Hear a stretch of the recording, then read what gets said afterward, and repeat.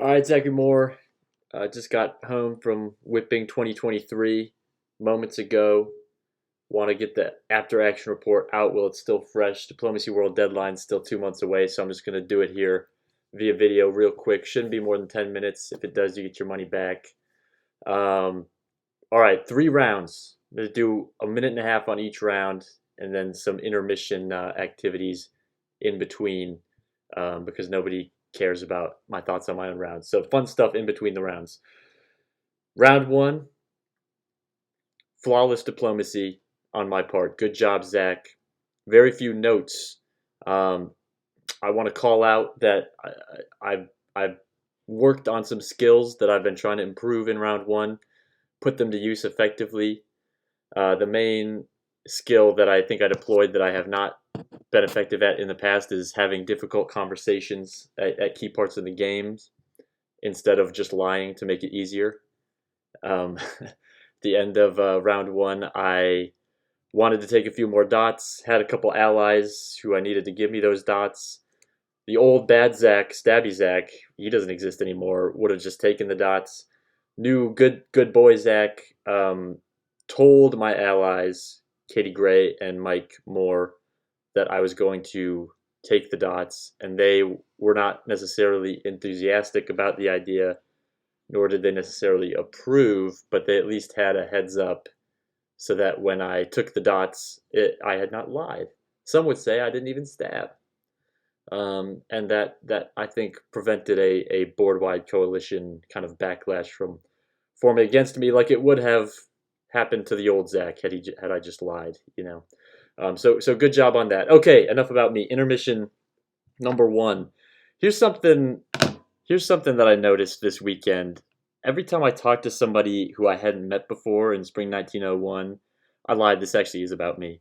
They would always say, "Oh, everybody says Zach, you're so, you're chaotic. I heard you're chaotic. You have a reputation. People say don't trust you." And you know what? They're right. They're right. I am chaotic. Is that what you want to hear? I'm the most chaotic person in this hobby because I'm cool as hell and overwhelmingly teeming in charisma. Chaotic. Booyah.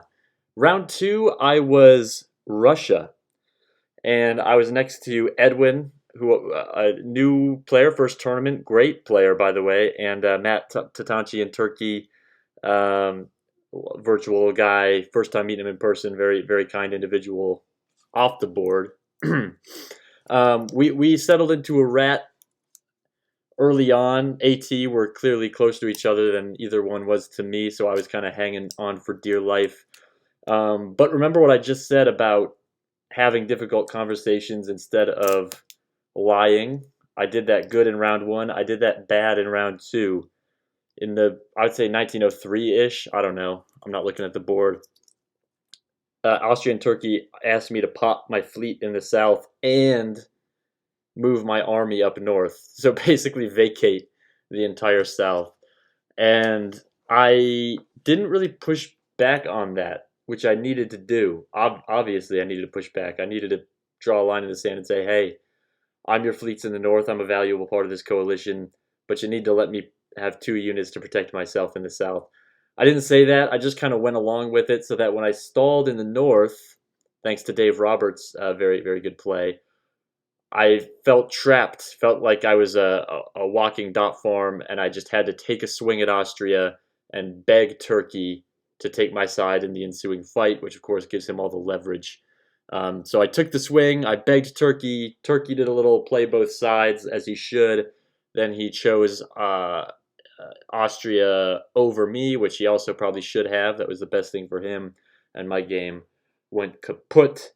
And I don't know that I was going to do great in any case, but I maybe could have had a 5 or 6 center finish if I had just had the difficult conversation and arranged things better with the AT.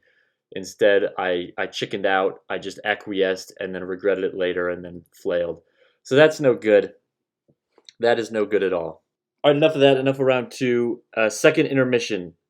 I created a family Venn diagram for Whipping 2023. If you watch the broadcast, you will have noticed that there were 3 family pairings at this tournament. There was the Roberts family, Jackson and his father Dave.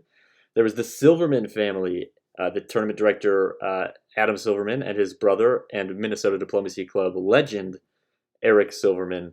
And there was my family, the Moore family, me and my father, Mike Moore, who actually got to play together on a board. And so I kind of wanted to dig into the family dynamics, and I created a Venn diagram about how what the families had in common, what they had separately. So I want to start with strengths and weaknesses because that's where we were really different. For the Moore family, me and Mike, our greatest weakness is that we're just too kind and generous to our allies, and that caused us a lot of problems this weekend.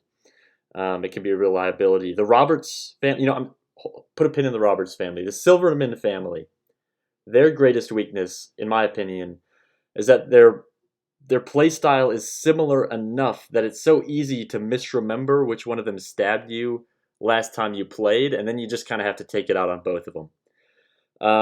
The Roberts family, I couldn't really find many weaknesses, so I'm going to go with their greatest strength. And when I think about the Roberts family and what they do well, it's 3-point shooting. These guys are lights out from beyond the arc, and if you try to close out hard on Jackson, he's going to hit you with a pump fake, blow by, easy layup every time, so you got to be ready on the help side defense. David Roberts, you think he's going to be a step slow, but he's just so good from beyond the arc, he can take a step back. In the screen and roll game, you can't really go under, you have to switch. That's going to create a lot of mismatches in the half-court defense. Really dynamic duo. The three-point shooting is where the beauty of their game really shows. Now we move into the second kind of layer of the Venn diagrams, looking in the Moore/Roberts portion of the Venn diagram. The length of our hair roughly correlates to the likelihood of us stabbing you within the Moore-Roberts family. So that's kind of a visual cue. Look at the hair. That's how scared you should be if you're in an ally with one of us four individuals. The Moore-Silverman portion of the Venn diagram. Something about both of these families is that nobody believes they're actually related until they play on a board with these two pairings. You kind of see them out in the world, you're like, they're not related. You play on a board, you're like, oh yeah, they're identical twins. Roberts and Silverman family, the thing that really binds those two families together is that they know each other's tricks. They know the other person's tricks. So Jackson knows David's tricks and vice versa. Eric knows Adam's and vice versa. They can't pull anything past each other. That's just family stuff. Okay. And finally, I think the thing that all three families have in common, which is very beautiful, is that we're all kind of unfairly perceived as threats, partially because we're all a little bit, I think, too charming, maybe a little too handsome, and really just tactically flawless. So just something to think about before you make snap judgments about whether to attack one of our families. We're actually not so bad. All right, round three, lessons learned from round three. I really got blitzed as Germany by an AIR. Was feeling good early in the game. Had an EF, solid. France built two fleets for my Germany in the EF. I mean, it was gorgeous. Everything I wanted out of 1901. I thought I was going to cruise, but my big mistake, and it was going to be a tough game no matter what I did, just based on the board dynamics and the tournament standings and the incentives that went with that. But what I could have done better to maybe have a chance is believe my eyes. I didn't believe what I was seeing on the board. Everything screamed AIR right from the beginning, right from follow one. It was AIR, AIR, AIR. And as Germany, I needed to believe my eyes. But I thought, in my head, I thought, no, it can't be. These personalities didn't seem like the type that could coalesce into an AIR, into a triple. And so I just thought I could talk my way out of it. And, Jackson Roberts was England. He made a very convincing case to me that I could stab France for two while simultaneously lifting Sweden off of Russia and shift gears into an EG that would have maybe stood a better chance against the AIR than an EF would have. An EF is helpless against a fast moving AIR. EG is still has our work cut out for us, but it could have worked. It would have really hurt me to stab France. Nick De La Tour was lovely to play with. He gets my tournament rose for the weekend. But in reality, if I was reading the board right, that's what I should have done. And so, lesson from round three is believe your eyes. If everything's telling you something's happening, that means it's happening, even if I don't want it to be true. Okay, that's probably 10 minutes. Shout out Adam Silverman, TD extraordinaire. Thank you very much. Sabia Huja leading the backstabber charge for the weekend. Siobhan Nolan, always great, always a legend in the Bay Area. Matt Krill, very, very well deserved win. First tournament win. I couldn't believe it. I could have sworn that was like his fifth. He's such an excellent player. Very deserving champion. And I can't wait for Dixie in a month. Love you.